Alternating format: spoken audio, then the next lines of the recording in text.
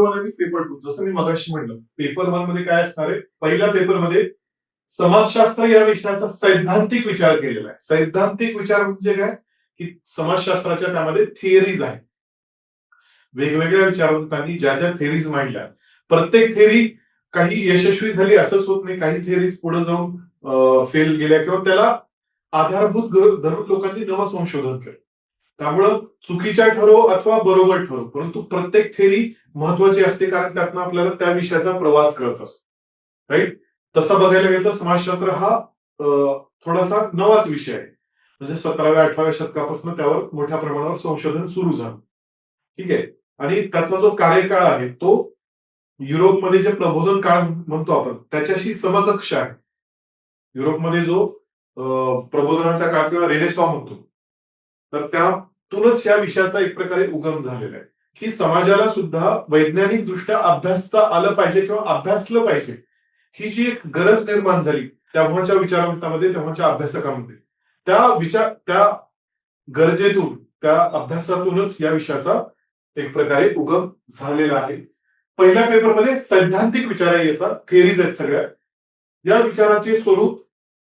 विषयाचे स्वरूप व्याप्ती आणि विकास याचे विस्तृत विवेचन अभ्यासणे अपेक्षित आहे.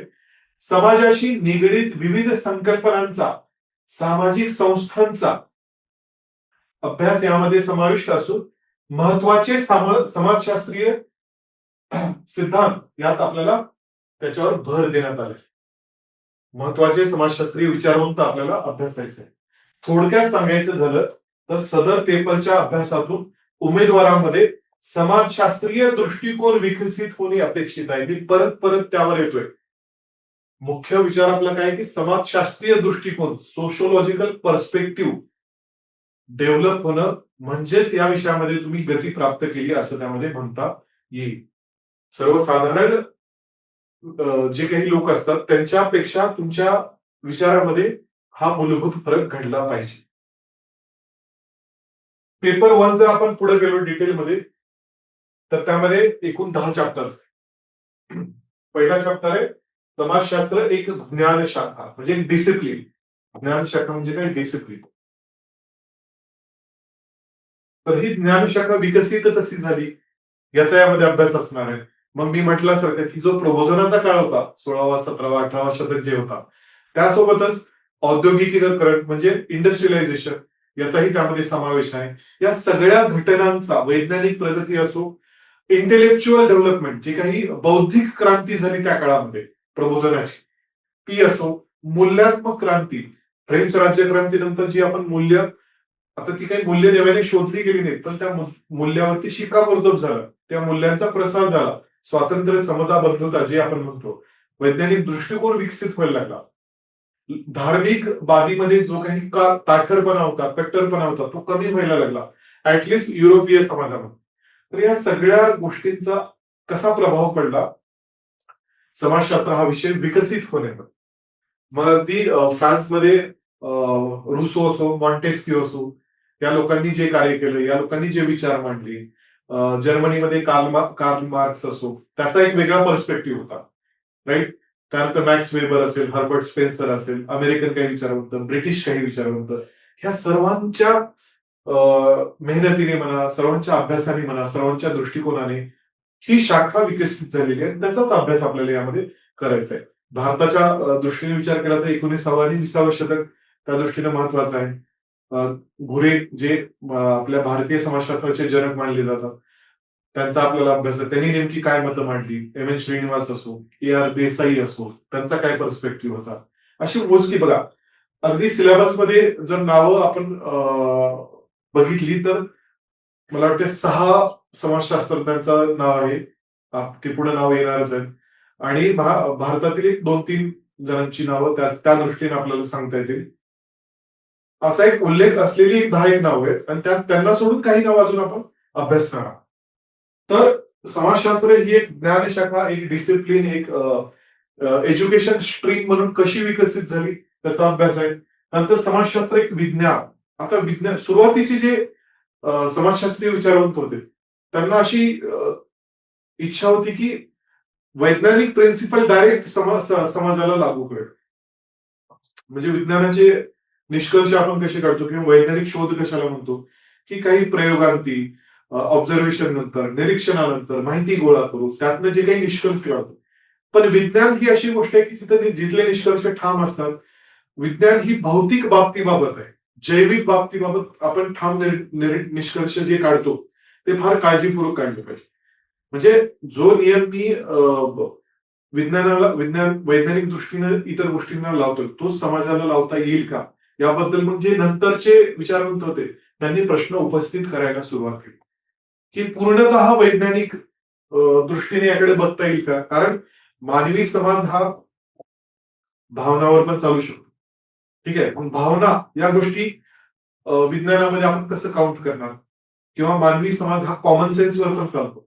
तर ते कॉमन सेन्स यामध्ये तुम्ही कसे इनकॉर्पोरेट करणार, कसं याचा अंतर्भाव करणार, राईट.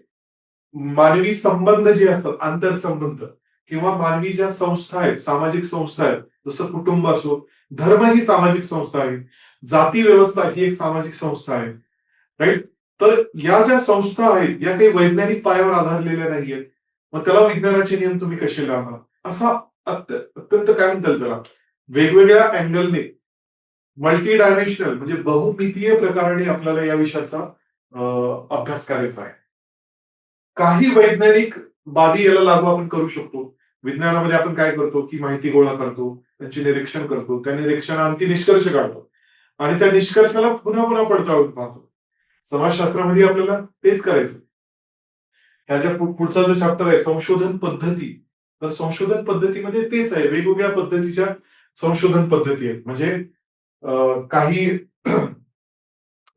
काय म्हणतात त्याला, प्रायमरी रिसर्च आणि सेकंडरी रिसर्च. प्रायमरी रिसर्च हा असतो की तुम्ही प्रत्यक्ष जाऊन ते संशोधन करणं प्रत्यक्ष ठिकाणी. म्हणजे समजा अँथ्रोपॉलॉजीमध्ये असतं, प्रायमरी रिसर्च असतो, की तुम्हाला जुनी संस्कृतीचा शोध घ्यायचा असतो. जसं आता हडप्पा आणि मोहनजोदडो म्हणतो, तिथं आपल्याला ते पुरावे सापडले, तिथं आपल्याला खोदकाम करून ते पुरावे मिळवता आले. मग त्यातनं आपल्याला कळलं की हडप्पाकालीन समाजामध्ये तो समाज कसा राहत होता, त्याचे रीतिरिवाज काय होते, त्यांची नगररचना कशी होती, याचे आपल्याला पुरावे सापडले. त्या गोष्टी आपण हवेत नाही बोलू शकतो, त्याला काहीतरी आपल्याला सॉलिड प्रूफ लागतात. समाजशास्त्र हा समाजाचा अभ्यास आहे. तो प्रत्यक्ष जाऊन मुलाखतीद्वारे लोकांना प्रश्न विचारून पण करू शकतो आणि तो इंटरप्रेटिव्ह वेने पण करू शकतो, की आकलन करून आलेल्या माहितीचा सार काढून त्याचा अर्थ लावून. बरं, हे करताना त्या करणाऱ्या व्यक्तीचं व्यक्तिमत्व, त्याची सापेक्षता त्यामध्ये येते. त्यामुळेच मी म्हटलं की अगदीच हे पूर्णतः सायंटिफिक नसणार आहे, तर तो भाग पण आपल्याला त्या ठिकाणी लक्षात घ्यायचा आहे. वेगवेगळ्या पद्धतीच्या संशोधन पद्धती, वेगवेगळ्या प्रकारच्या, तर त्या पण आपल्याला शिकायच्या आहेत आणि त्यांचं विश्लेषण अत्यंत महत्वाचा भाग आहे.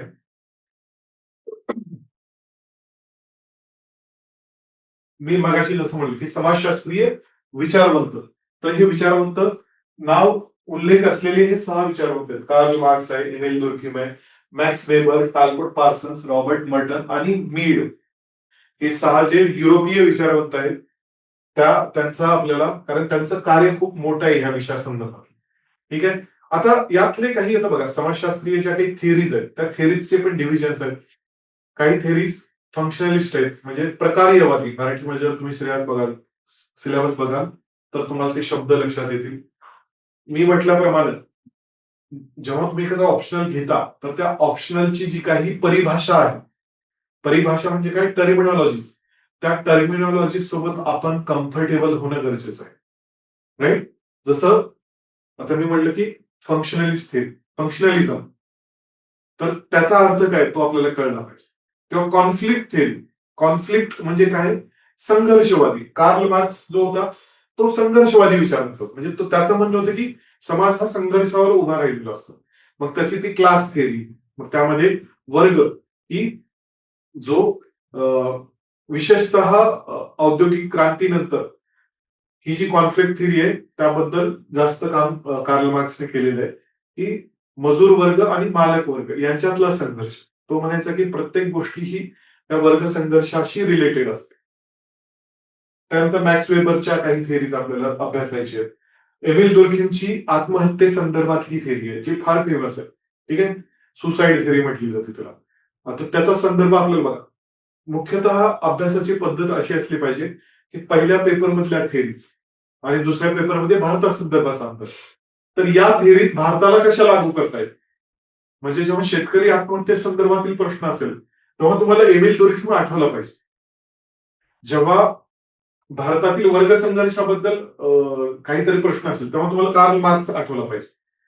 जेव्हा लोकांच्या मानसिकतेचा विषय असेल की समाजातील लोकांची मानसिकता की त्यांचे मेंटल जी काही स्टेट आहे किंवा त्यांचा जो सेल्फ कॉन्शियसनेस म्हणजे त्यांचं स्वव्यक्तिमत्व जे आहे त्याचा संदर्भ त्या संदर्भात प्रश्न असेल तर तुम्हाला मीड आठवला पाहिजे. कारण त्याने समाजशास्त्राचा मानसशास्त्रीय दृष्टिकोनातून अभ्यास केला. सायकोलॉजिकल पॉइंट ऑफ व्ह्यूने त्याचा तो अभ्यास. राईट. अशा वेगवेगळ्या लोकांनी वेगवेगळ्या दृष्टीने समाजाकडे बघितलेला आहे आणि त्यानुसार त्यांचा अभ्यास आपल्याला सिलेबसला आहे. अत्यंत इंटरेस्टिंग गोष्टी आहेत या.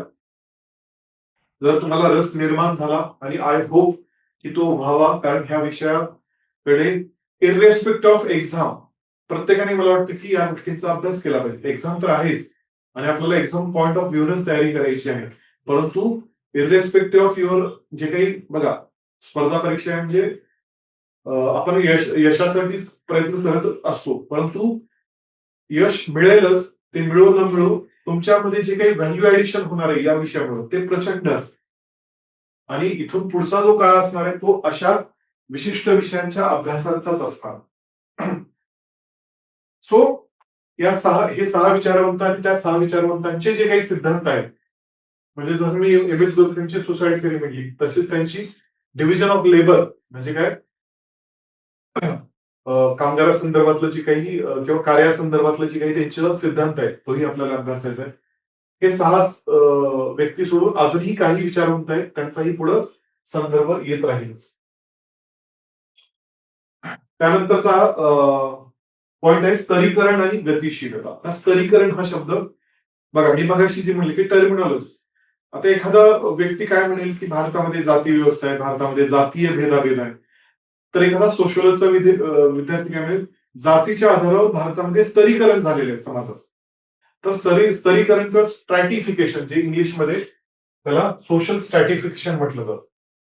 तर हा अत्यंत महत्वाचा शब्द आहे. स्तरीकरण म्हणजे काय, स्तर आहेत समाजाला. स्तर आहेत म्हणजे काय, लेवल्स आहेत, उतरंड आहे. अगदीच चांगल्या मराठी शब्दात सांगायचं तर भारतीय समाज हा उतरंडीमध्ये विभागलेला आहे. मग जात आधारित उतरंड आहे. उतरंड बघितली असेल तुम्ही, वरती सगळ्यात लहान मडकं असतं आणि खाली सगळ्यात मोठं. तर जात आधारित जी उतरंड आहे ज्यामध्ये आपण वर्णव्यवस्था असो जात व्यवस्था असो, वरती वर्णव्यवस्था जर म्हटलं तर ब्राह्मण वर्ण आहे, जो संख्येने कमी आहे परंतु सर्वात वरती. आणि सगळ्यात खाली बहुजन वर्ग किंवा आपण दलित वर्ग म्हणतो, तो संख्येने जास्त आहे परंतु तो सगळ्यात तळाशी आहे. तर हे स्तरीकरण फक्त जाती आधारित नसतं तर ते वर्ग आधारित पण असतं. आर्थिक स्तर पण आहेत. निम्न आर्थिक स्तर, मध्यम वर्ग, उच्च मध्यम वर्ग आणि उच्च आर्थिक गट या दृष्टीने पण. बरं, ह्या ज्या गोष्टी आहेत मग ते आर्थिक स्तरीकरण असो, जातीय स्तरीकरण असो किंवा लैंगिक स्तरीकरण असो, लिंग आधारित म्हणजे असं म्हटलं जातं की भारतामध्ये सगळ्यात सामर्थ्यशाली व्यक्ती ती आहे जी सर्वात उच्च जातीतला पुरुष आहे. म्हणजे एखाद्या कुटुंबामध्ये सगळ्यात शक्तिशाली कोण असतो, मुळात ते कुटुंब समजा उच्च जातीतलं आहे तर ते त्या जातीमुळं शक्तिशाली आहे, परंतु त्या जातीतला जो पुरुष आहे त्याची ताकद सगळ्यात जास्त आहे आणि त्यातली सगळ्यात खालच्या जातीतली जी स्त्री आहे ती सगळ्यात तळागाळाची आहे. म्हणजे women are the poorest sections among Indian society म्हणू शकतो की भारतीय समाजामध्ये पुअरेस्ट ऑफ पुअर कोण आहे तर स्त्री आहे. तर लिंग आधारित जे स्तरीकरण असतं हेही आपल्याला अभ्यासायचं आहे. त्यातनं निर्माण होणारे संघर्ष, त्यातनं निर्माण होणाऱ्या सामाजिक चळवळी, मग त्या स्त्रीवादी चळवळी असो म्हणजे फेमिनिस्ट मुवमेंट्स असो लिंग आधारित, किंवा LGBTQ ज्या आपल्याला अलीकडे टर्म्स तुम्ही कदाचित ऐकली असेल. तर बघा लिंग आणि लिंगभाव म्हणजे सेक्स आणि जेंडर यातला फरक आता अलीकडे फार चर्चेला जातो की लिंग वेगळं आणि लिंगभाव वेगळा, सेक्स वेगळं आणि जेंडर वेगळं. सेक्स ही एक प्रकारे जैविक बाब आहे, तर जेंडर ही सामाजिक बाब आहे. ठीक आहे. तर लिंगभाव आणि लिंगभाव हा प्रवाही असतो. म्हणजे तुमचं जेंडर हे तुम्हाला जे जन्मता मिळालेलं आहे तेच असण्याची गरज नाहीये. त्यामध्येही बरेच बदल घडतात. त्यानुसार तुमचं सेक्शुअल ओरिएंटेशन पण वेगवेगळं असू शकतं. ज्याला आतापर्यंत क्रिमिनल ऍक्टिव्हिटी मानलं जात होतं, त्याला आता कायद्याने ही परवानगी देण्यात आलेली आहे. मग ते समलिंगी संबंध असो किंवा इतर काही त्यामधले एलजीबीटीक्यूचा जो लॉंग फॉर्म आहे की लेस्बियन, गेज, बी फॉर बायसेक्शुअल्स, त्यानंतर T for transgenders, A for asexual वगैरे वगैरे. आणि पुढे प्लस आहे. प्लस म्हणजे यात अजूनही ऍडिशन्स होऊ शकतात. कारण तुमचा लिंगभाव काय असावा ही बाब अत्यंत प्रवाही आणि पर्सनल आहे. तो त्यावर बरेच वादविवाद होतात, त्याला बरेच लोक टीका करतात, त्याला बरेच लोक सपोर्ट पण करतात. तर या सगळ्यांचा यामध्ये सहभाग असू शकतो स्तरीकरणामध्ये. स्तरीकरण आणि गतिशीलता म्हणजे मोबिलिटी. म्हणजे कुठल्या आता बघा, एखाद्या आपण ज्या जातीत जन्मतो त्याच जातीत मरतो. म्हणजे तुम्हाला जात बदलण्याची मुभा नाहीये. म्हणजे जातीय स्तरीकरण जे आहे ते बंदिस्त आहे. तुम्ही ब्राह्मण म्हणून जन्माला तर ब्राह्मण म्हणजे तुम्हाला ते प्रिव्हिलेज जन्मतः मिळालेले. तुम्ही दलित म्हणून जन्माला तर तुम्हाला तो त्रास जन्मतः मिळाले. भारतीय संदर्भात विचार करायचा. जात बदलणं याची मुभा सहसा मिळत नाही. त्यामुळे ते स्तरीकरण बंदिस्त आहे. परंतु तुम्ही तुमचा आर्थिक स्तर मात्र बदलू शकता. तिथं तुम्हाला ती मोबिलिटी आहे. तिथं तुम्हाला ती गतिशीलता आहे. मी शिक्षण घेऊन कौशल्य विकसित करून, उद्योगधंदे सुरू करून, चांगली नोकरी मिळवून, बाहेर देशात जाऊन अशा वेगवेगळ्या प्रकारे माझा आर्थिक स्तर उंचावू शकतो. त्यामुळे मी निम्न आर्थिक गटातून उच्च आर्थिक गटात जाऊ शकतो. म्हणजे काही प्रकारच्या स्तरीकरणामध्ये गतिशीलतेची मुभा आहे, काही प्रकारामध्ये ती नाही. बरं, या स्तरीकरणासंदर्भातील मग काही समाजशास्त्रज्ञांच्या थिअरीज आहेत. गतिशीलतेबद्दल काही लोकांनी बोललेलं आहे. तर ते त्याचा अभ्यास म्हणजे पहिला पेपर हा थेरॉटिकल आहे, हे लक्षात घ्या. कार्य आणि आर्थिक जीवन. मग यामध्ये वेगवेगळ्या लेबर रिलेटेड थिअरीज आपण मांडू शकतो. अर्थव्यवस्थेचा कसा परिणाम समाजावरती होतो, अर्थव्यवस्थेत वेगवेगळे जे निर्णय घेतले जातात त्या संदर्भात आपल्याला चर्चा करायचंय. डिव्हिजन ऑफ लेबर संदर्भातील वेगवेगळ्या थिअरीज आहेत. त्याचा एक कालानुक्रमे आपल्याला पट बघायचा आहे की शेती प्रधान देशामध्ये डिव्हिजन ऑफ लेबर काय आहे, जर औद्योगिकता वाढत असेल तर त्यानुसार डिव्हिजन ऑफ लेबर. त्यानंतर मग संघटित आणि असंघटित क्षेत्रांचे प्रश्न ते आहेत. त्यात लिंगभाव आहे. त्यामध्ये महिलांचा वर्कफोर्समध्ये किती सहभाग आहे. बरं, शेतीमध्ये महिलांचं प्रमाण जास्त आहे, पुरुषांचं कमी आहे. ते का? बरं, महिलांचं प्रमाण जास्त असून सुद्धा त्यांना मुख्य कामं मिळत नाहीत. त्यांना मजुरीमध्येच स्वतःला गुंतवावं लागतं. असं का? बरं, औद्योगिकरण वाढतंय, सेवा क्षेत्र वाढतंय, परंतु त्यामध्ये महिलांचं प्रमाण कमी आहे. असं का? तर हे लैंगिक काय म्हणतात त्याला, लिंगभावाच्या दृष्टीने किंवा फेमिनिस्ट अँगलने याचा आपल्याला विचार करावा लागणार. राईट? तर असे वेगवेगळे प्रश्न यामध्ये या चॅप्टर अंडर आपल्याला थिअरॉटिकली अभ्यासायचे आहेत. राजकारण व समाज अत्यंत महत्वाचं. मी काय म्हणलं की वेगवेगळे विषय यामध्ये अंतर्भूत आहेत. राजकारण म्हणजे पॉलिटिकल सायन्सचाही संदर्भ यामध्ये. राजकारण म्हणजे काय? सत्तेचा अभ्यास. राजकारणामध्ये पॉवर डायनामिक्स याचा विचार केला जातो. तर त्याचे काही सामाजिक संदर्भ आहेत. राजकारणाचा कसा समाजावर प्रभाव पडतो, लोकशाही व्यवस्थेचा कसा पडतो, सरंजामी व्यवस्थेचा कसा पडतो, ह्या वेगवेगळ्या अँगलने जर बघितलं. आता भारताने जेव्हा आपण स्वातंत्र्य मिळवलं तेव्हा आपण पहिल्यांदा आपल्याला राजकीय लोकशाही मिळाली. सामाजिक लोकशाही अजूनही आपण मिळवण्याचा प्रयत्नच करतोय किंवा आर्थिक लोकशाही त्यात तितक्या प्रमाणात आपण साध्य करू शकलो. परंतु पॉलिटिकल डेमोक्रेसी म्हणजे आपण वोट करायचा अधिकार मिळवला, आपले लोकप्रतिनिधी निवडायचा अधिकार मिळवला, आंदोलन करण्याचा अधिकार मिळवला, स्वतःचे मूलभूत अधिकार आणि मूलभूत कर्तव्य आपण म्हणजे प्राप्त केली. वेगवेगळे कायदे झाले, जे काही समाजातील दुर्बल घटक होते त्यांच्या सुरक्षेसाठी कायदे झाले, त्याची अंमलबजावणीमध्ये तक्रारी आहेत, प्रश्न आहेत, समस्या आहेत. मग ती त्यामागची सामाजिक कारण काय याचा आपल्याला यामध्ये अभ्यास करावा लागतो. आणि धर्म आणि समाज. जसं की आपण जाती व्यवस्थेबद्दल चर्चा केली, तसं धर्म ही मागच्या काही हजार वर्षापासून आपल्या समाज मनावर गारूड केलेली गोष्ट आहे. मग धर्माचा अर्थ काय आहे? धर्माचा अन्वयार्थ काय आहे? धर्म आणि समाजाचा सहसंबंध काय आहे? धर्माला म्हणजे धर्मनिरपेक्षता.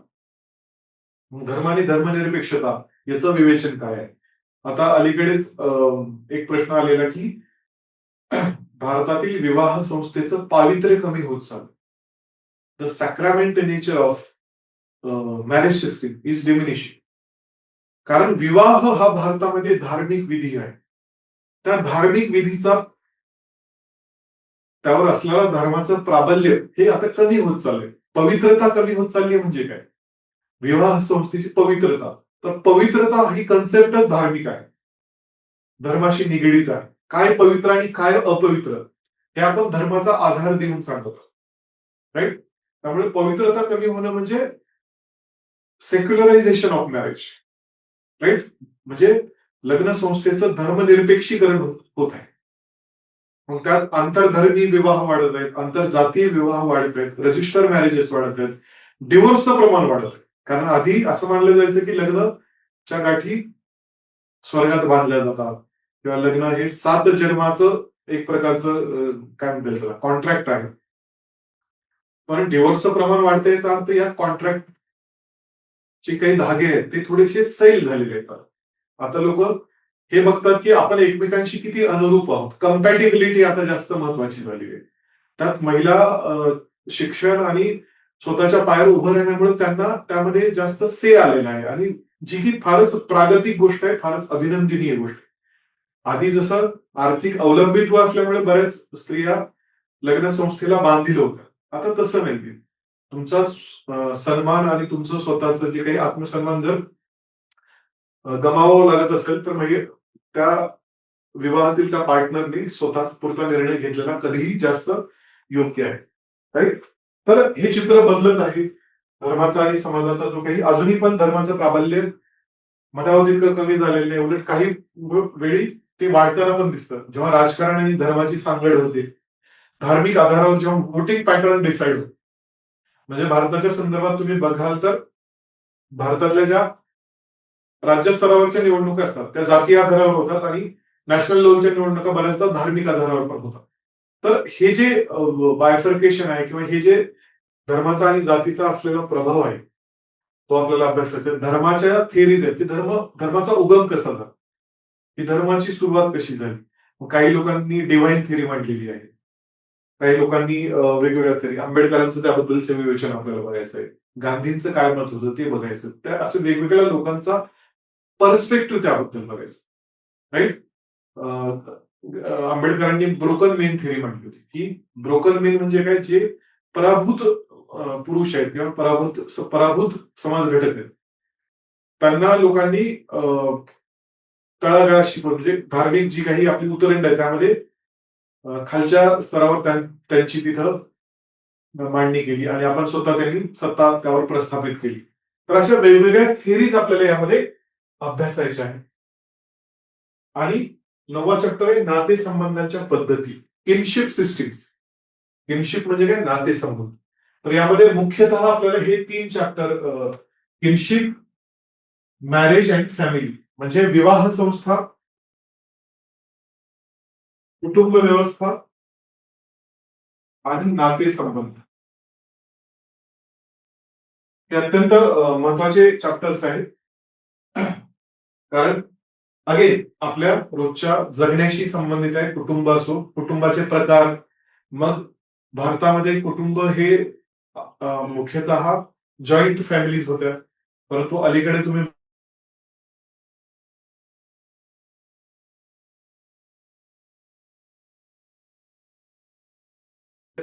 चांगले वाईट याचे पॉझिटिव्ह निगेटिव्ह हे पण आपल्याला अभ्यासायचे. नेमका मग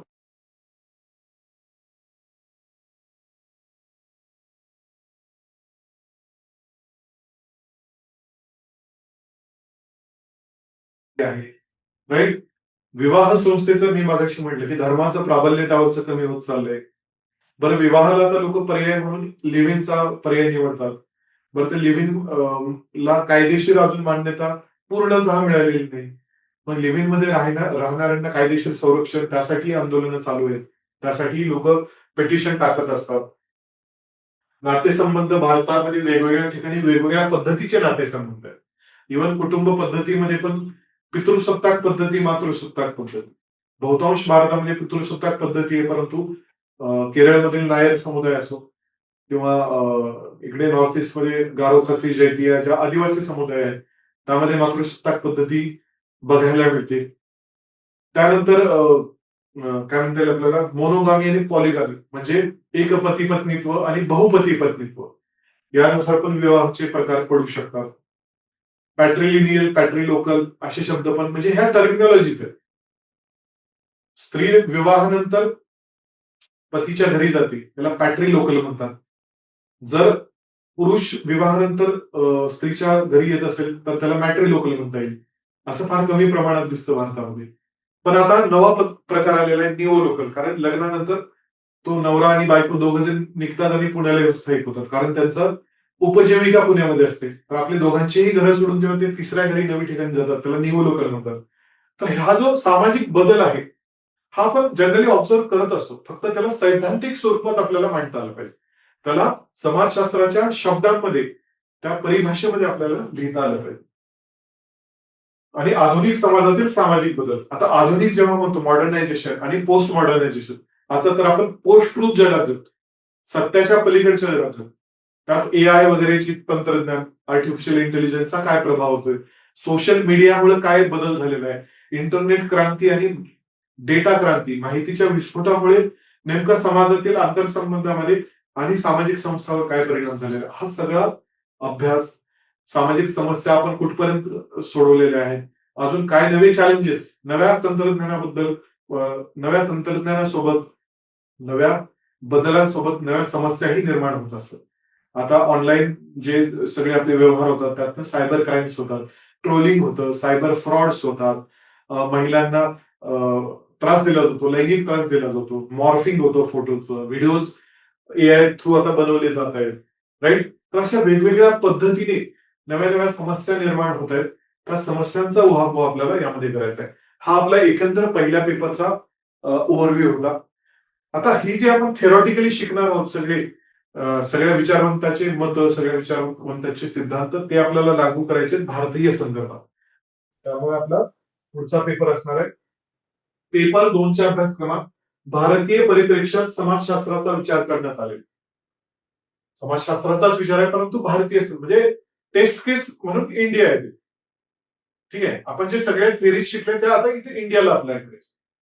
यामध्ये भारतातील समाजशास्त्राचा उगम व विकास तसेच भारतीय समाजशास्त्रीय विचारवंतांच्या विवेचनाचा अभ्यास करावा. मी जशी 3 नावं घेतली की ए आर देसाई, घुरे आणि एम एन श्रीनिवास. त्यासोबतच भारतीय सामाजिक संरचना, धर्म तसेच जाती व्यवस्था, भारतीय खेडी, आदिवासी समुदाय व तत्संबंधित कंगोरे, भारताचे जनसांख्यिकीय चित्र इत्यादी बाबी अंतर्भूत आहेत. लोकसंख्येचा अभ्यास भारताच्या, मायग्रेशन म्हणजे विस्थापनाचा अभ्यास, शहरीकरणाचा अभ्यास, हे सगळं यामध्ये येतं.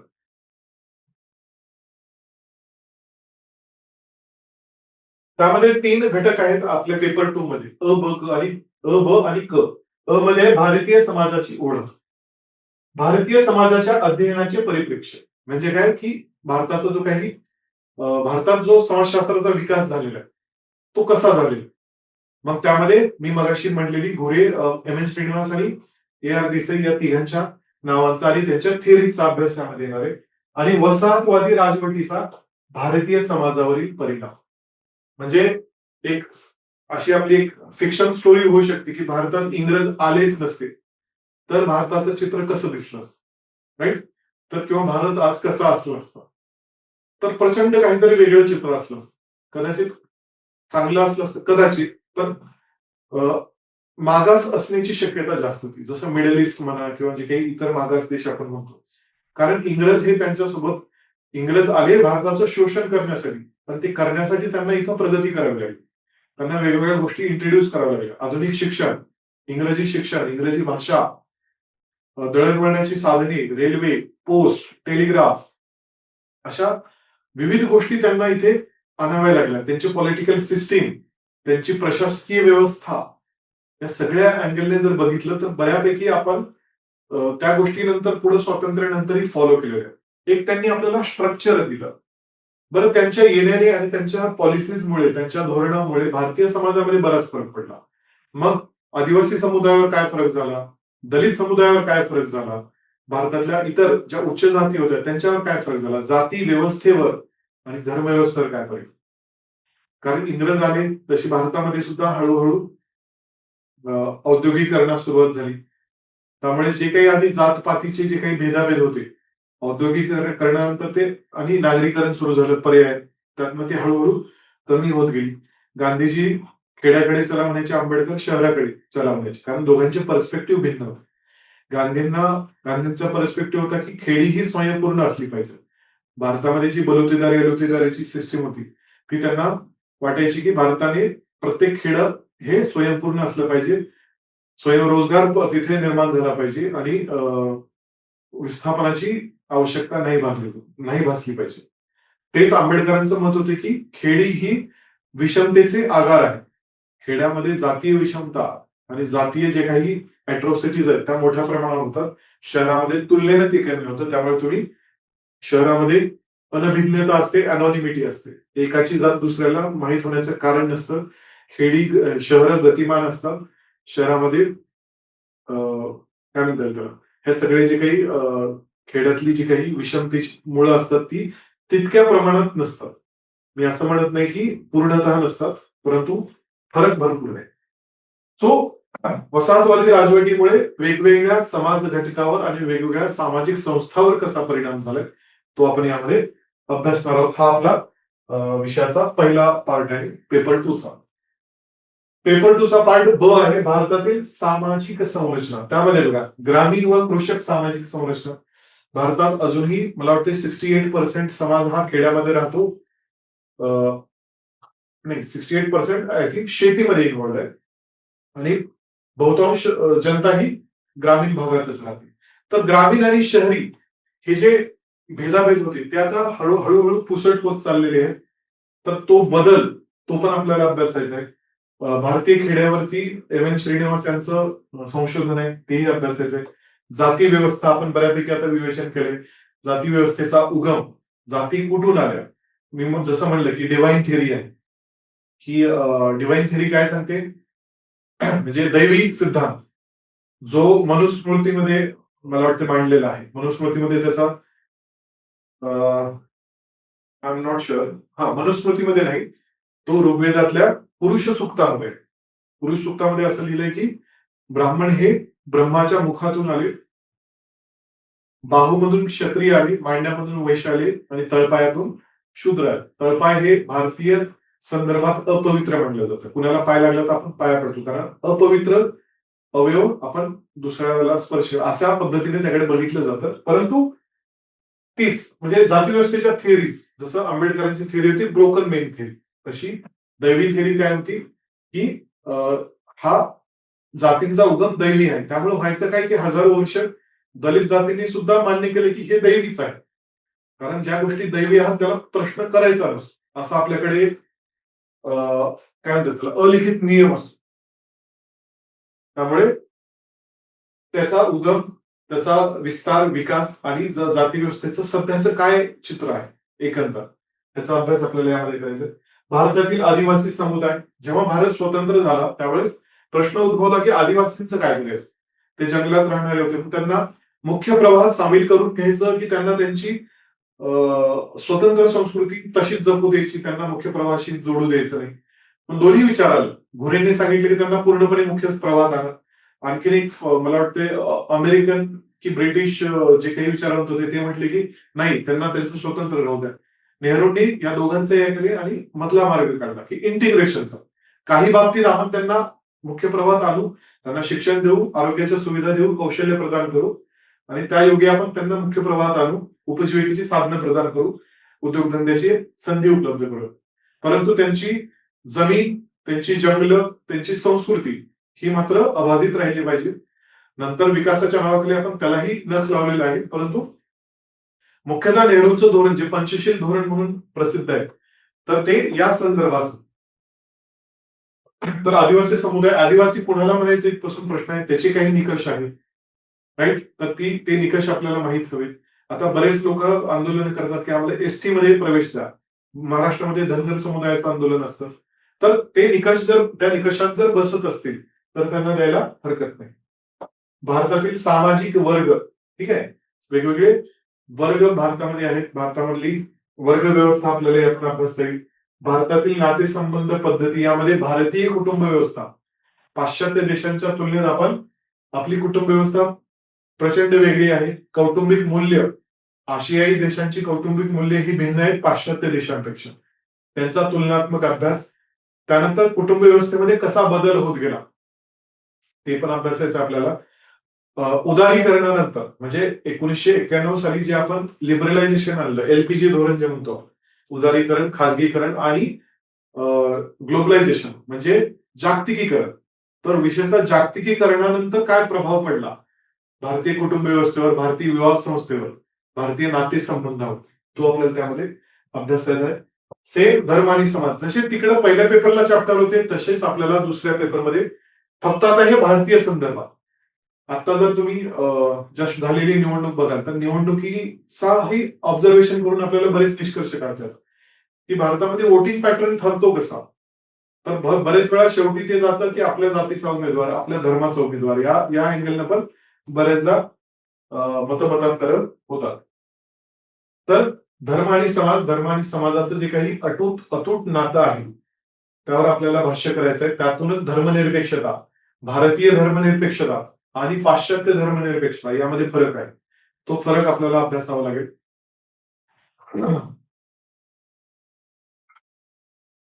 आणि तिसरा पॉइंट आहे भारतातील सामाजिक परिवर्तन. ही सोशल चेंज, ही सामाजिक परिवर्तन ही सुद्धा सतत होणारी बाब आहे, नेहमी होत राहणारी गोष्ट आहे सामाजिक परिवर्तन. जसं सामाजिक समस्या असतात त्या समस्यासाठी प्रयत्न करणारे लोक आणि समाजगट पण असतात. भारतातील सामाजिक परिवर्तनाची दृष्टी, भारतातील ग्रामीण व कृषक स्थित्यंतर, राईट, ह्या सगळ्या ज्या ज्या सामाजिक संस्था, ज्या ज्या सामाजिक घटकामध्ये बदल होतो तो सगळा यामध्ये अभ्यासता येणार. भारतातील औद्योगिकरण आणि नागरीकरण, ठीक आहे. अर्बनायझेशन कशाला म्हणायचं, भारतामध्ये जर आपण गावांचं आणि शहरांचं वर्गीकरण केलं तर मेट्रो सिटीज म्हणजे tier 1 cities, tier 2 cities, tier 3 cities वगैरे. त्यानंतर ग्रामीण भाग, तर यांचे काय समस्या आहे. स्मार्ट सिटी आपण मिशन आणलं, ठीक आहे. स्मार्ट सिटी कशाला म्हणायचं, त्या मिशनचं नेमकं झालं काय. काही वेळा तुम्हाला ज्या काही योजना असतात त्यांचाही संदर्भ तुमच्या सिलेबसशी जोडता आला पाहिजे. राजकारण आणि समाज, तो पहिल्या पेपरला एक चॅप्टर होता, त्याचा फक्त आता भारतीय संदर्भात की भारतातलं राजकारण नेमकं कसं चालतं. भारतातल्या राजकारणाचं जातीयकरण झालेलं आहे. भारतातलं राजकारण निधर्मी आहे का त्याचं धार्मिकीकरण झालेलं आहे. धर्मांधता आणि राजकारणाचा संबंध आहे की नाही, धार्मिक आणि जातीय दंगलींचा राजकारणाशी संबंध आहे की नाही, तर सगळ्यांचा इथे संबंध येईल. राईट. त्यानंतर आधुनिक भारतातील सामाजिक चळवळी जेव्हा म्हणतो आपण तेव्हा वेगवेगळ्या प्रकारच्या समाज घटकांसाठीच्या चळवळी, दलित चळवळी आल्या. 70च्या दशकात महाराष्ट्रामध्ये दलित पॅन्थरची स्थापना झाली. त्याआधी बाबासाहेब आंबेडकरांनी ज्या चळवळी केल्या किंवा जी आंदोलनं म्हणा किंवा जी एक प्रकारची मुहूर्तमेढ रोवली, ही जी निम्न आणि दलित जातींच्या उत्कर्षासाठी म्हणा किंवा आत्मसन्मानासाठी, तेही त्यामध्ये अंतर्भूत होईल. महिलांचे प्रश्न 60च्या दशकानंतर जगभरात फेमिनिस्ट मुवमेंट मोठ्या प्रमाणावर वाढीस लागले. तर फेमिनिझम तो भारतातही पोहोचला. भारतामध्ये त्या चळवळींचं कशा स्टेजेस होत्या त्या आपल्याला अभ्यासायचं आहे. फेमिनिझम, आता या सगळ्या सोबतच आता पर्यावरणाच्याही चळवळी आपल्याला घ्याव्या लागतील, कारण पर्यावरण आणि समाज यांचा सुद्धा अन्योन्य संबंध, यांचा सुद्धा परस्पर संबंध असतो. फेमिनिझम जसं आपण शिकतो तसं इको फेमिनिझम पण आपल्याला शिकावं लागतं. मराठवाडा विदर्भातल्या स्त्रियांना 5-5, 10-10 किलोमीटर चालत जाऊन पाणी आणावं लागतं, एक घागर पाणी. तर तो इको फेमिनिझमचा प्रश्न आहे की नाही, तर अर्थातच आहे. सो अशा वेगवेगळ्या संदर्भातील सामाजिक चळवळी. बरं, आता डिजिटल ऍक्टिव्हिजम म्हणजे आता डिजिटल युगामध्ये बरेचदा आपण अशी काही आंदोलनं बघतो की सोशल मीडियावर जे चालवली जातात. आता जे नेपाळमध्ये जेएनझीचं आंदोलन झालं किंवा त्याच्या आधी सुद्धा जे काही मिडल ईस्ट मधली जी काही वेगवेगळ्या देशामध्ये आंदोलनं झाली ती सोशल मीडियाच्या प्रभावामुळे झाली. तर आता सोशल मीडियाला टाळून तुम्हाला राजकारण करता येणार.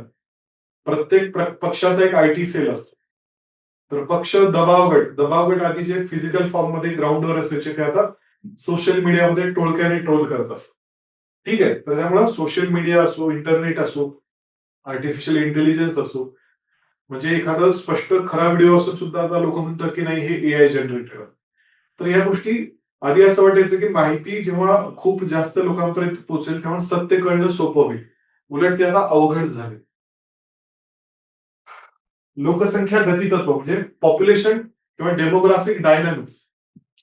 पॉप्युलेशन लोकसंख्येचे जे स्थित्यंतर होत चाललंय.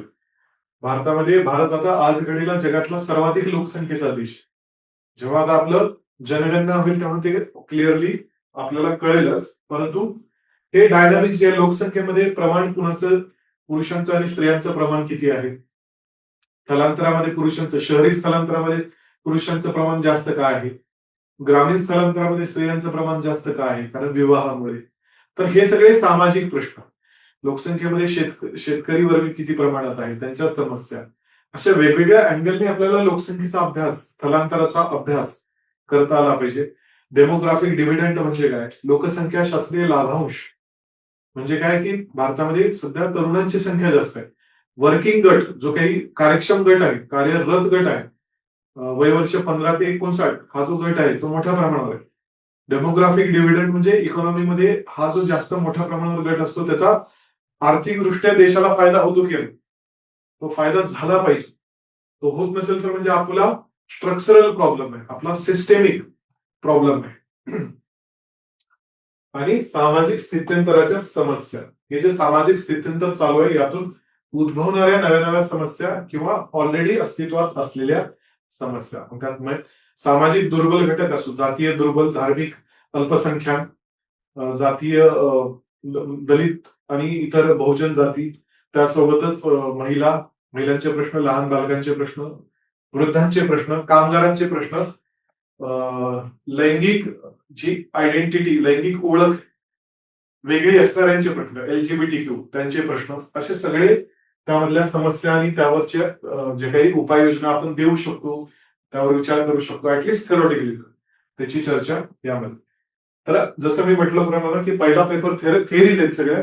सेकंड पेपरमध्ये भारतीय समाजाचा या सर्व अँगलने विचार करायचा. त्या थेरीजचं ऍप्लिकेशन आपल्याला सेकंड पेपरमध्ये करायचं आहे.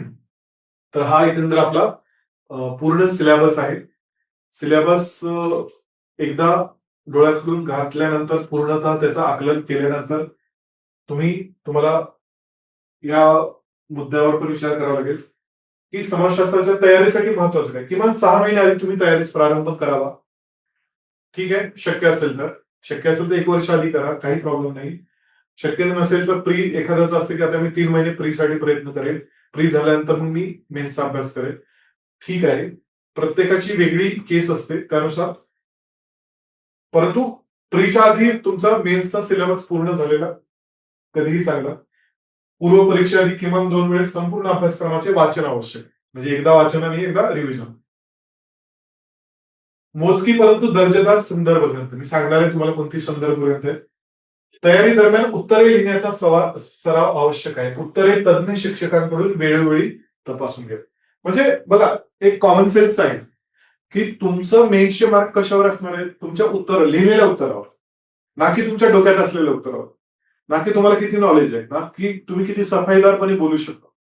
मेन्सची मार्क्स असणार आहे तुमच्या लिहिलेल्या उत्तरावर. त्यामुळं तुमचं प्रॉडक्ट असणार आहे तुमची लिखित उत्तरं. आणि लिखित उत्तरं हे जर तुमचं प्रॉडक्ट दिसणार आहे त्यांना, तर तुम्ही उत्तरं लिहिण्याचा सराव केलाच पाहिजे. परीक्षेमध्ये विचार करायला वेळ मिळत नाही. राईट, 250 मार्काचा पेपर आहे, किमान 20 प्रश्न तुम्हाला सोडवायचे आहेत. एकदा पेन सुरू झाला की पेपर झाल्यावरच थांबला. तिथं मी आधी मुद्दे काढेन, 5 मिनिट मुद्द्यावर विचार करेल, 10 मिनिट उत्तर लिहीन असं म्हटलं तर तुमचा पेपर कव्हर होणार नाही. आणि ही क्षमता प्राप्त होण्यासाठी तुमचा ऑप्शनल कुठलाही असू द्या, ही क्षमता जर प्राप्त करायची असेल की पूर्ण पेपर सोडवायची, तर तुमची रायटिंग प्रॅक्टिस झालीच पाहिजे, वेळ लावून झाली पाहिजे. राईट? काही विशिष्ट प्रकरणाकरता आकृत्या, फ्लोचार्ट इत्यादीचा सराव करा. तुमचं वेगळं पण दिसलं पाहिजे. Out of the box thinking दिसली पाहिजे. याचा अर्थ प्रत्येक प्रश्नासाठी चित्र काढा म्हणत नाही. जिथं सुचेल, जिथं तुम्हाला वाटेल, जाती व्यवस्थेचा अभ्यास करताय, एक पिरॅमिड तुम्ही काढू शकता. तो पिरॅमिड वापरू शकता. राईट? इतर कुठल्या विषयाचा अभ्यास करताय, काहीतरी एक चित्र काढू शकता. हे तुम्ही आधी ठरवू शकता. मी म्हणत नाही की ऑन द स्पॉट तुम्हाला परीक्षेतच सुचावं. पण आधी तुम्ही तयारी करताना, नोट्स काढताना ठरवू शकता की या मुद्द्याचा जर प्रश्न आला, तर मी असा काहीतरी एक फ्लो चार्ट काढेल. ठीक आहे? एक पॅरेग्राफ लिहिण्यापेक्षा एक फ्लो चार्ट जास्त इफेक्टिव्ह असतो. तुम्हाला नॉलेज आहे, तुम्हाला कळले, हे परीक्षकाला कळणं एवढंच पुरेसं आहे. ते फक्त दरवेळेस शब्दातच लिहावं असंही नाही. वर्ड लिमिटचंही भान आपल्याला ठेवावं लागतं. आणि स्वतःच्या नोट्स बनवाव्यात. कितीही रेडीमेड नोट्स तुम्हाला मिळू द्या. इंटरनेटवर असंख्य नोट्स उपलब्ध आहेत. टॉपर्सच्या नोट्स उपलब्ध आहेत. पण तुमच्या भाषेतल्या, तुमच्या शब्दातल्या नोट्स आवश्यक आहेत. एक्झाम मध्ये तुम्हाला इतर कोणाच्या नोट्स आठवत नसतात, तुम्ही स्वतःच्या बनवलेल्या आहेत. कारण ते आपल्या आतून आलेलं असतं. त्याचं इन अँड आउट तुम्हाला माहित असतं. एखाद्या टॉपरच्या नोट्स असतील, पण त्याला एखादं वाक्य का लिहिले ते तुम्हाला कळणार. ते त्यालाच माहित असतं, त्याचा बेस त्याला माहित असतो. त्यामुळे स्वतःच्या नोट्स मस्ट आहे. क्लासमधून नोट्स मिळू द्या, बाहेरून इंटरनेटवरून मिळू द्या, कुठूनही मिळू द्या. If you are new to this subject, तुम्ही जर नवीन आहात, तर सुरुवात कुठून करायची? अगदीच नवीन आहात. समजा तुम्ही फायनल इयरला आहात किंवा जस्ट ग्रॅज्युएशन झाले, आता ऑप्शनल घ्यायचं आणि सोशलॉजी तुम्ही ठरवताय. तर सुरुवात कुठून करायची? तुम्ही मराठीतून तयारी करत असाल तर महाराष्ट्र स्टेट बोर्डाची समाजशास्त्राची इयत्ता 11वी आणि 12वीची पुस्तकं तुम्ही वाचू शकता. त्यातून तुमच्या बेसिक टर्मिनॉलॉजीज क्लिअर होते. समाज म्हणजे काय? समुदाय म्हणजे काय? कम्युनिटी, सोशल ग्रुप, सामाजिक गट म्हणजे काय? सामाजिक नियम, नीती नियम, सोशल नॉर्म म्हणजे काय? कल्चर म्हणजे काय? संस्कृती म्हणजे काय? राईट? कल्चरल लॅग म्हणजे काय? सांस्कृतिक गतिमंदता म्हणजे काय? सामाजिकरण म्हणजे काय? सोशलायझेशन म्हणजे काय? ह्या सगळ्या कन्सेप्ट तुम्हाला स्टेट बोर्डाच्या 11वी आणि 12वीच्या पुस्तकात मिळतील.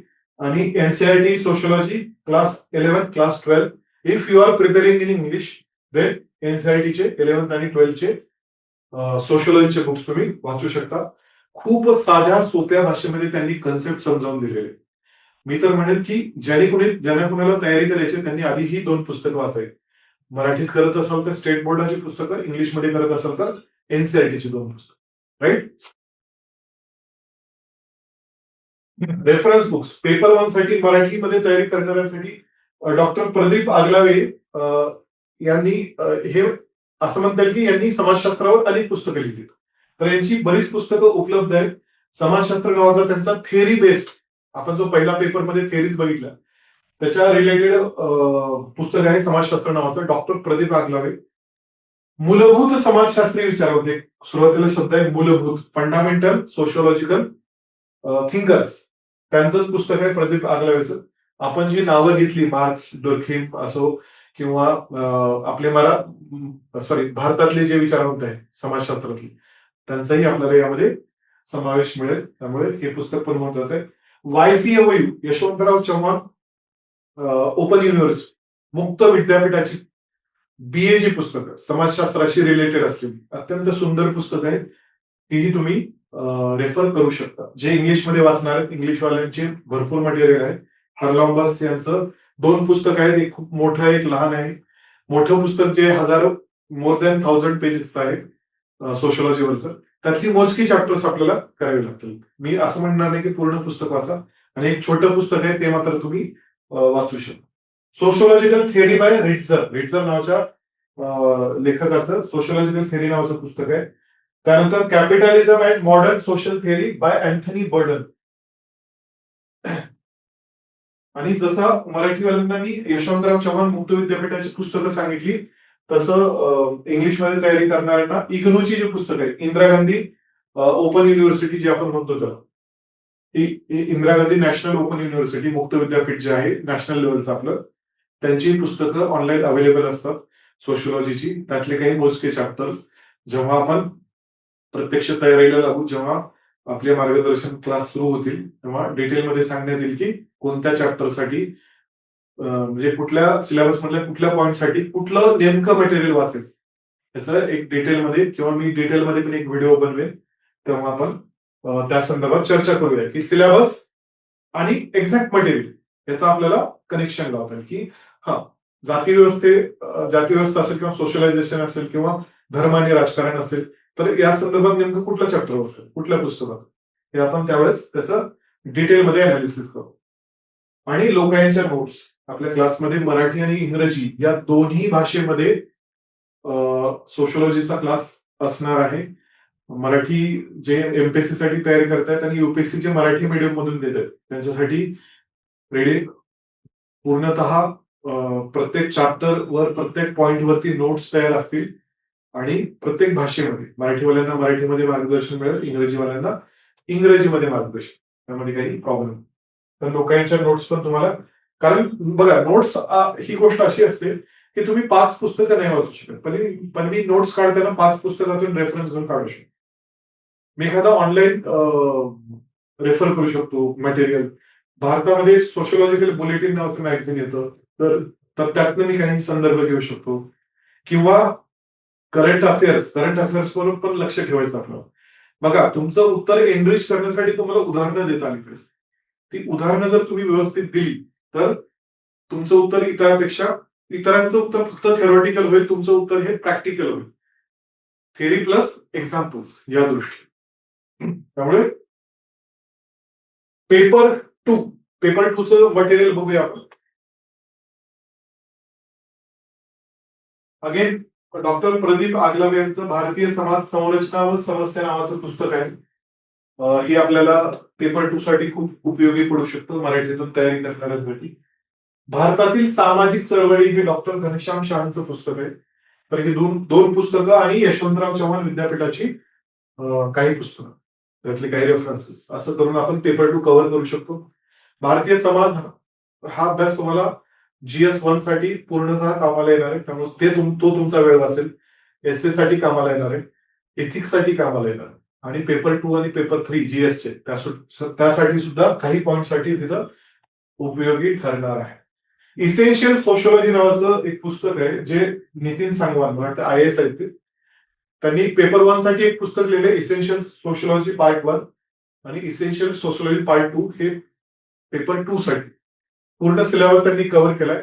काही मुलं फक्त तेवढेच 2 रेफरन्स वापरून पण त्यांनी रिझल्ट काढलेला आहे. परंतु बघा रेफरन्स बुक्स हे जे दिलेले आहेत एकाच पुस्तकावर डिपेंड राहणं हे तितकंसं ठीक नाहीये. परंतु अगदीच जर तुम्हाला खूप वेळ कमी आहे, एखाद्याने प्री नंतर अभ्यासाला सुरुवात केली मेन्सची, त्याला वाटलं आपली आता प्री निघते आणि आता उरलेल्या 90 दिवसात मला मेन्स काढायची, तर त्यांच्यासाठी मी हे पुस्तक रेकमेंड करेन, नितीन सांगवान यांचं इसेन्शियल सोशिओलॉजी पार्ट 2 आणि पार्ट 1. म्हणजे 2 पुस्तकात अखंड सिलेबस त्यांनी कव्हर केलं. Social change in India by MN Srinivas, ज्यांचं नाव मी बऱ्याचदा घेतलंय, त्यांचं हे पुस्तक आहे social change in India. Modernisation of Indian tradition by Yogendra Singh हे मोठं नाव आहे सोशिओलॉजी मधलं, इंडियन सोशिओलॉजी मधलं. त्यांचं हे बुक आहे मॉडर्नायझेशन ऑफ इंडियन ट्रेडिशन. आणि इग्नूचं मटेरियल्स, जसं मी मगाशी पण सांगितलं पेपर 1 साठी, पेपर 2 साठी पण इग्नू मटेरियल आणि लोकांच्या नोट्स, डिटेल आणि कॉम्प्रेहेन्सिव्ह नोट्स असतील मराठी आणि इंग्रजीमध्ये. तर एकंदर हे आपल्या सोशिओलॉजी ऑप्शनलचं ब्रीफ अनालिसिस, ब्रीफ डिस्क्रिप्शन म्हणता येईल. विषय बघा ऑप्शनल आहे म्हणजे विषय काही थोडा नाहीये, विषय आहे व्यवस्थित आहे. किमान 3 महिन्यामध्ये 4 महिन्यामध्ये हा व्यवस्थित आपल्याला कव्हर करता येऊ शकतो. मी स्वतः, माझं नाव प्रवीण अक्कनवरू, मी स्वतः यामध्ये तुमचा गाईड असणार आहे. आणि ज्या काही तुमच्या अडचणी असतील, ज्या काही तुमच्या पेपर संदर्भात किंवा एकंदर ऑप्शनल निवडण्यासंदर्भात ज्या काही तक्रारी असतील, प्रश्न असतील, समस्या असतील, काही किंतु परंतु असतील, ते तुम्ही कमेंटमध्ये नक्कीच मांडू शकता तुम्ही, आणि किंवा डायरेक्ट तुम्ही लोकायन IAS अकॅडमीच्या पुणे येथील सेंटरला भेट देऊ शकता. तुम्हाला सगळे डिटेल्स यामध्ये भेटतीलच. त्यासोबतच तयारी करताना मी जसं जे काही मुद्दे मांडले की सगळ्यात महत्वाचं काय आहे की आपल्याला सिलेबस कव्हर करायचा आहे. सिलेबसचा व्यवस्थित अभ्यास केल्यानंतर आपल्या उत्तर लेखनाचा पण सराव पॅरलली करायचा आहे. PYQs निवडून तुम्ही त्याची उत्तरे लिहू शकता. ठीक आहे. असंही नाही की तुम्हाला खूप प्रश्न शोधायची गरज आहे. ऍडिशनल प्रश्न आपण प्रोव्हाइड करणारच आहोत. त्यासोबतच तुमच्या उत्तरामध्ये समाजशास्त्रीय दृष्टिकोन येणं, सोशिओलॉजिकल पर्स्पेक्टिव्ह येणं, ह्यावर मी भर देतोय आणि तो जेव्हा दिसेल तेव्हा तुमची उत्तरं अधिक प्रगल्भ, अधिक एनरिच दिसतील. त्यासाठी व्यवस्थित तयारी करा, कंटिन्युअस तयारी करा. कुठल्याही प्रश्नासाठी आम्ही तयार आहोत. इतकं बोलून मी हे आजचं आपलं लेक्चर थांबवतो. थँक्यू.